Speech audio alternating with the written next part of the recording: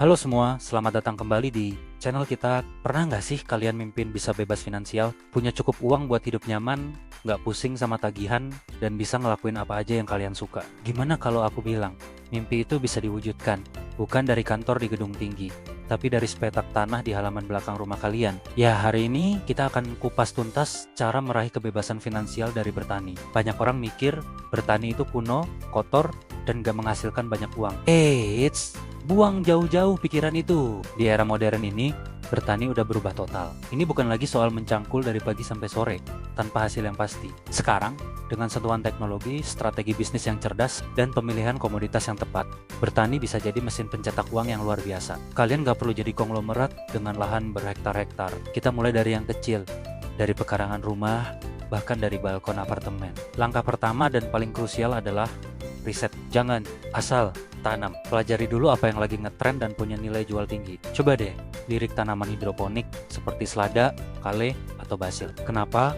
Karena perawatannya relatif lebih mudah, panennya cepat, dan permintaannya di pasar, terutama di kafe dan restoran sehat, lagi tinggi banget. Atau mungkin kalian tertarik sama jamur tiram. Budidayanya nggak butuh lahan luas, bisa di dalam ruangan, dan margin keuntungannya lumayan tebal. Ada juga tanaman herbal premium seperti rosemary atau mint yang selalu dicari untuk industri kuliner dan kosmetik. Intinya, temukan emas hijau kalian. Cari tahu apa yang paling cocok dengan kondisi lingkungan kalian dan apa yang paling dicari oleh pasar di sekitar kalian. Setelah menentukan mau tanam apa, langkah kedua adalah membuat rencana bisnis yang solid. Ini penting banget. Anggap pertanian kalian ini sebagai sebuah startup. Hitung semua modal awal yang dibutuhkan, mulai dari pembelian bibit, pupuk, media tanam, sampai biaya untuk sistem irigasi sederhana.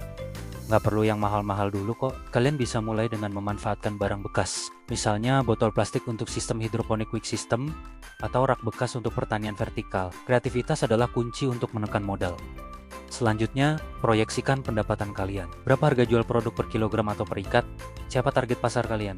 Apakah tetangga sekitar dijual online? Atau mau coba pasok ke warung sayur dan kafe lokal? Buat perhitungan yang realistis. Misalnya, dari satu rak hidroponik seluas 1 meter persegi, kalian bisa panen berapa kilogram selada dalam sebulan, lalu kalikan dengan harga jualnya. Dari situ, kalian akan punya gambaran kasar berapa potensi pendapatan yang bisa didapat. Jangan lupa sisihkan juga sebagian keuntungan untuk pengembangan usaha ke depannya. Nah, sekarang bagian yang paling seru, eksekusi. Mulailah menanam. Di fase ini, jangan takut gagal. Gagal panen itu biasa, apalagi buat pemula. Anggap aja itu sebagai biaya belajar. Yang penting, kalian belajar dari setiap kesalahan. Mungkin pH airnya kurang pas, atau tanamannya kurang sinar matahari. Catat semua prosesnya, apa yang berhasil dan apa yang gagal. Gabung ke komunitas petani modern di media sosial. Di sana banyak banget ilmu gratis dan kalian bisa saling berbagi pengalaman dengan sesama pejuang agribisnis. Jangan malu bertanya, para senior biasanya dengan senang hati akan membantu. Sambil menunggu panen pertama, inilah saatnya membangun brand dan strategi pemasaran. Ini yang sering dilupakan banyak petani pemula. Produk kalian boleh super bagus, organik, dan segar. Tapi kalau nggak ada yang tahu ya siapa yang mau beli? Buat nama brand yang unik dan mudah diingat, bikin logo sederhana pakai aplikasi gratis di ponsel. Lalu, manfaatkan kekuatan media sosial. Buat akun Instagram atau TikTok khusus untuk kebun kalian. Posting foto-foto perkembangan tanaman kalian setiap hari. Tunjukkan prosesnya dari benih sampai siap panen. Ceritakan kisah di balik kebun kalian. Orang suka dengan cerita. Itu yang membuat produk kalian terasa lebih personal dan bernilai. Saat panen tiba, tunjukkan hasilnya. Bikin video unboxing panen perdana kalian. Tunjukkan betapa segarnya sayuran yang baru dipetik. Tawarkan ke timunmen, tetangga, dan followers kalian. Mungkin bisa dimulai dengan sistem pre-order. Jadi kalian panen sesuai pesanan. Ini efektif banget untuk mengurangi risiko produk tidak terjual dan layu.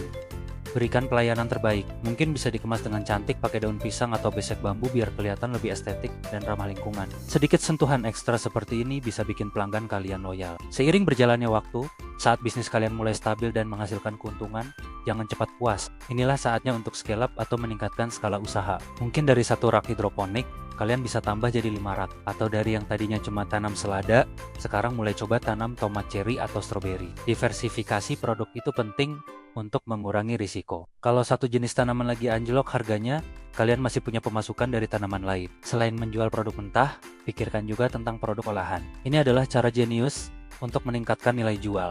Misalnya, kalau kalian tanam cabai, jangan cuma jual cabai segar.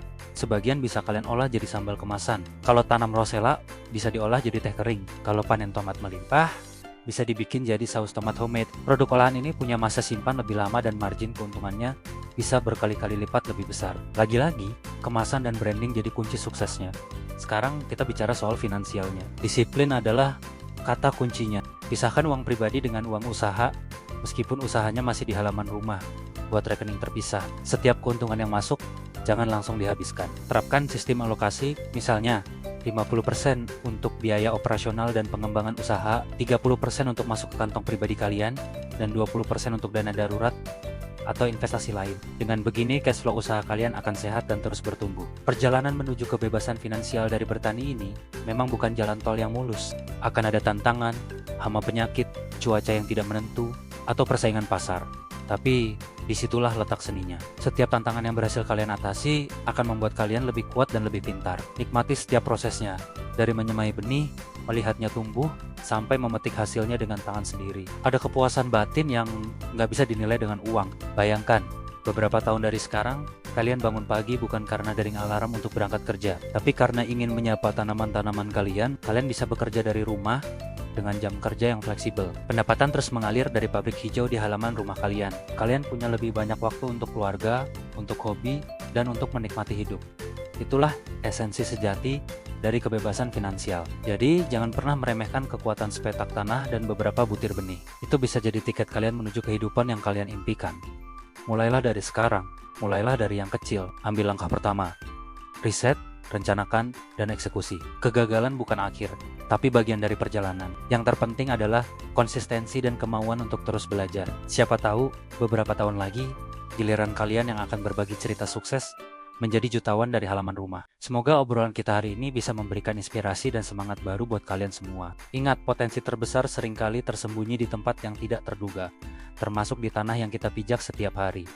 Terima kasih sudah menonton sampai akhir. Jangan lupa untuk like, komen, dan subscribe supaya kalian gak ketinggalan konten-konten menarik lainnya dari kita. Sampai jumpa di video berikutnya.